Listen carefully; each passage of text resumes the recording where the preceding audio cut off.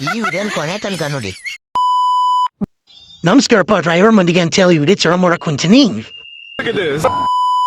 ಹಬ್ಬ ಮುಗಿಸಿನ ಸೀದಾ ಬಂದ್ವಿ ನಾವು ಗಾಡಿಗೆ. ಅಲ್ಲಿ ನಿಂತು ಭಾಳ ದಿನ ಆಗಿತ್ತು, ಅದಕ್ಕೆ ಟೈರ್ ಗಿಟ್ ಚೆಕ್ ಮಾಡ್ಕೊಂಡು ನಾವು ಸೀದಾ ಬಂದಿದ್ದೆ ಗ್ಯಾರೇಜ್ಗೆ.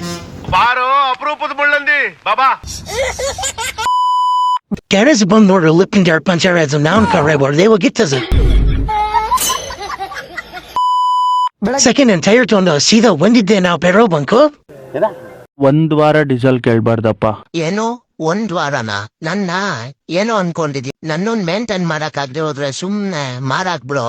ಯಾಕೆ ಮಾಡಿಕೊಂಡಿದೀಯಾ? ನನ್ ಬಗ್ಗೆ ಎಲ್ಲಾರ್ಗು ಹೇಳ್ಬೇಕ ನೀನು? ಅಂಬಾಡಿಯಿಂದ ಬೈಸ್ಕೊಡು, ನಾವಂತೀವಿ ಸೀದಾ ನಮ್ ಲೋಡಿಗೆ.